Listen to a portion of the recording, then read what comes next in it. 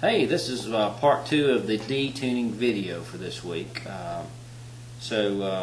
Let's just jump right into some of the specific things, some of the building block ideas that will help you navigate D-tuning. Last video we just basically looked at how to get your banjo down into D-tuning, how to tweak it, some of the tunes that bluegrass folks are familiar with on the banjo that are in D-tuning. Let's look at some of the elements of D-tuning as far as how to play melodies and how to play chords. Now that's another thing about D-tuning that I found that a lot of my students who have learned D-tuning on their own are unsure about, or they're not good at.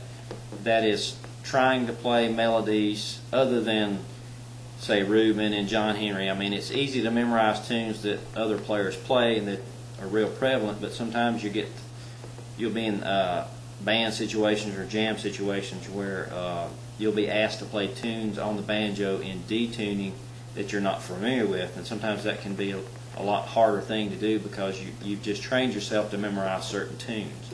I want to show you some things that will help you understand where to locate melody notes in D-tuning so that you can play just about any melody that you want, and also allow you to play some backup. That's another thing that a lot of players are weak at in D-tuning, is playing chords. They tend to just play melodies and roll all the time. So let's start with chord positions. Now this information I actually learned years ago when I was in high school.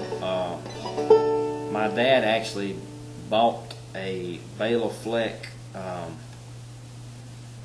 cassette series. I don't even know if it's still in print or not. I'm sure it's not in cassette because I'm just dated myself with that. But in the late 70s, early 80s or something, Bela came out with a cassette series and a book showing how he played some of his tunes and some standard tunes.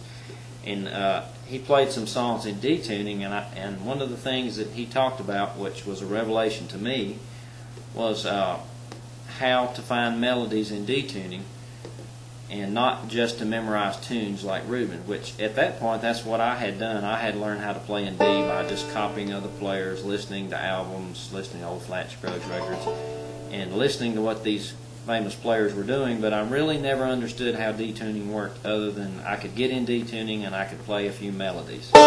So Bela's information really helped me, so I'm just going to pass this on to you.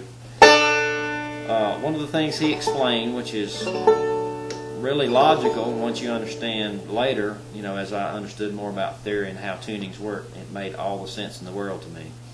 But at the time I just took what he was telling me as something that was useful and I used it, but it wasn't until maybe a few years later where it really dawned on me. It clicked in my brain exactly what it was he was trying to tell me. But moving melodies from G tuning down to D tuning is easy if you realize that there's a similarity in the structure of the tuning, and that similarity allows you to move melodies over one string. Now what do I mean by over one string? Let's say in the case of Cripple Creek, which is a beginner song that just about every beginner banjo player would know, you would play the first string as your slide, your C chord would be here. Now if you think about D-tuning as being really similar to G, but that melodies and chords get moved up one string, up is this direction, not up the neck, but I'm talking about string-wise, shifting everything over one string. So watch what will happen. I'm going to play Cripple Creek in D-tuning and pretend like I'm in G-tuning, and of course this is going to sound terrible, but bear with me. This will prove a point. Here's Cripple Creek in D-tuning, played in the exact same way as G-tuning.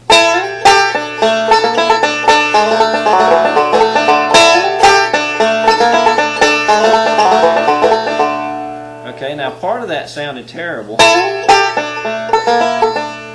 but the middle section didn't sound too bad. What was happening was I was, playing the wrong strings, obviously. Now listen what happens if I move everything that I just played up one string. Not only the slide, I'm going to move it from the first string to the second string.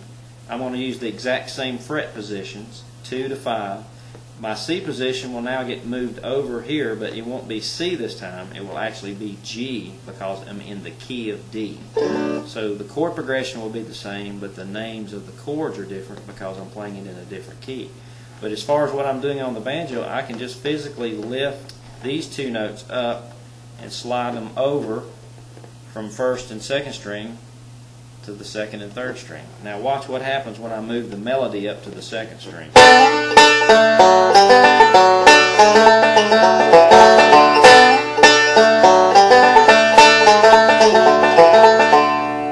Now that sounds a lot more like Cripple Creek. It has much more melody. Of course, you're still going to have to fudge a little bit because eventually when you start moving the melodies up, you run out of strings. Now, you notice that I moved that C position over, and of course now it's not C anymore, it's really a G chord now, but I'm using the same fingering, just these two strings are, you know, not the most important strings anymore. Now it's the second and third string. That's another thing to remember, especially when you're trying to play backup in D tuning. Let's take that standard G position, and again I'm going to play this like it's a G chord. This looks like a G chord, but obviously it's not going to sound like one because I'm tuned in D. But if I use that rule that says, oh, I can move not only melodies up one string, being up toward this way, I can move whole chord shapes over one string. Watch this. I'm going to pick this chord shape up so that now my fourth string has nowhere to go. I mean my ring finger has nowhere to go. Now the fourth string, the third string, and the second string are all moved up as far as the chord shape goes. So I went from this over to this. Now listen.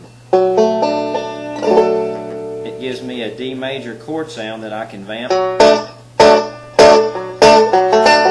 I can roll it. There's a lot of interesting things you can do rhythmically if you remember to move your chord shapes up. So I can move around the neck.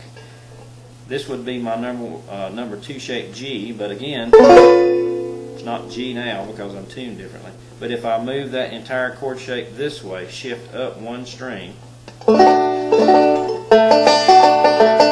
I have another D major position.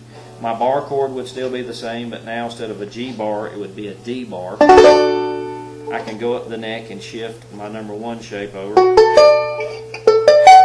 So in essence, it allows you to take the same shapes that you're already familiar with, the F, the D, and the bar, what I call the 1, the 2, and the 3 shape, and just by shifting everything up this way towards you one string. Now if you want to play the first string, then you can use the ring finger. It would require you to come up with, you know, a totally different shape. But if you just wanted to, you know, use a little quick form and just play 3 strings, and this will allow you to play some of the same licks that you played in G tune.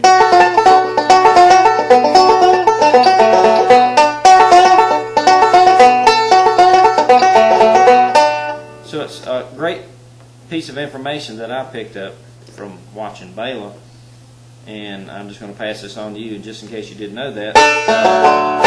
So try moving the melodies that you know now in G tune. Not only should you learn to play Reuben and you know, all these songs that we talked about in the previous video that are specific to D tuning in bluegrass banjo, but you should also experiment with trying to play songs that you wouldn't normally play in D tuning and move the melodies and the chord shapes that you know up one string, and you can find out that you can play melodies that you didn't even think of.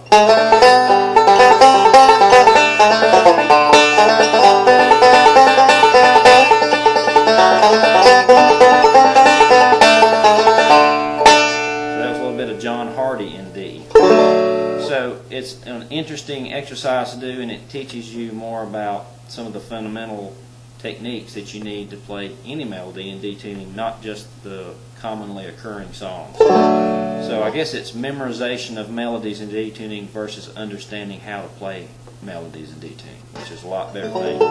But just take your time with D tuning, learn those songs that are required learning, and then try to play melodies from other keys in D tuning and have fun.